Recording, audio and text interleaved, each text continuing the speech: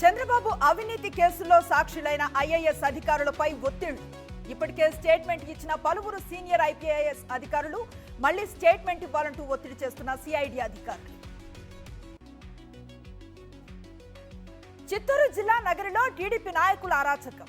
వైఎస్ఆర్సీపీ కార్యకర్తలపై పచ్చమూక మూకుమ్మడి దాడి. దళితులకు అండగా నిలిచారని టీడీపీ నాయకుల దౌర్జన్యం. దాడి చేసి తిరిగి వైఎస్ఆర్సీపీ కార్యకర్తలపైనే కేసులు పెట్టిన టీడీపీ నాయకులు.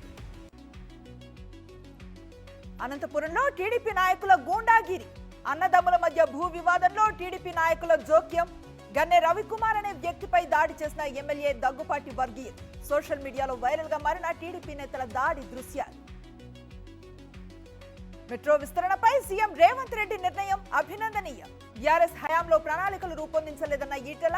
రీజనల్ రింగ్ రోడ్ అలైన్మెంట్ పై విచారణ జరపాలన్న బీజేపీ ఎంపీ. సావిత్రిబాయి పూలే జయంతి సందర్భంగా వైఎస్ జగన్ నివాళి. బాలిక విద్యా ఉద్యమానికి పునాది వేసిన గొప్ప సంఘ సంస్కర్త. పూలే పోరాటాలు సేవలు స్మరిస్తూ వైఎస్ఆర్సీపీ అధినేత ట్వీట్. విద్యార్థుల తల్లులకు షాక్ ఇచ్చిన చంద్రబాబు సర్కార్. తల్లికి వందనం పథకానికి ఏపీ ప్రభుత్వం మంగళం. వచ్చేడాది ఆలోచిద్దామని కేబినెట్ నిర్ణయం.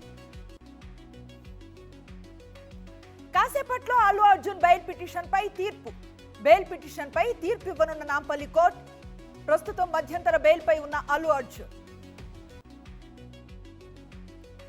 ఫార్ములా ఈ కార్ రేస్ లో ఈడీ విచారణ వేగవంతం. నేడు విచారణకు హాజరు కావాలని అరవింద్ కుమార్ కు సమన్లు. 3 వారాల సమయం కావాలని కోరిన అరవింద్ కుమార్.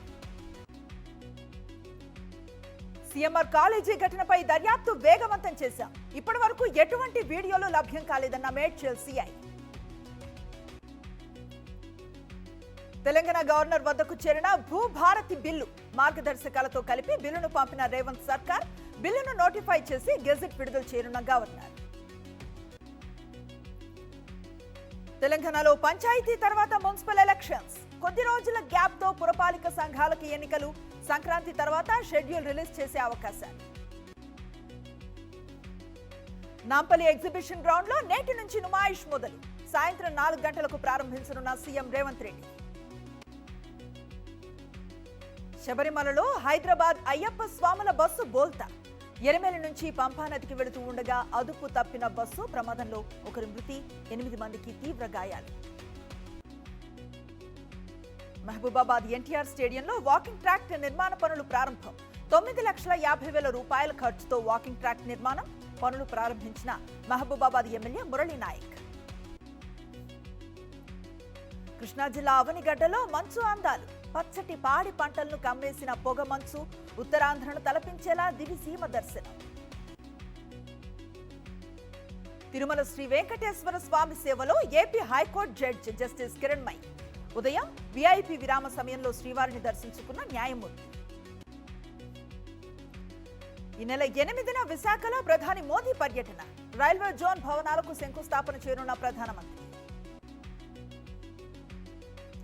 యూపీలో మహాకుంభమేళాకు మరిన్ని ప్రత్యేక రైళ్లు. 26 స్పెషల్ ట్రైన్స్ నడపనున్నట్లుగా దక్షిణ మధ్య రైల్వే వెల్లడి.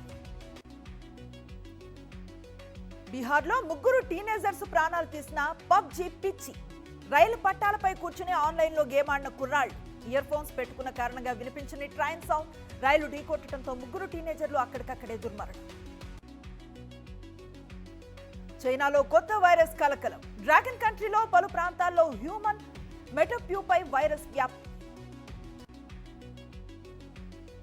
దక్షిణ అమెరికాలో చిలీలో భారీ భూకంపం. రిక్టర్ స్కేల్ పై తీవ్రత 6.2గా నమోదు.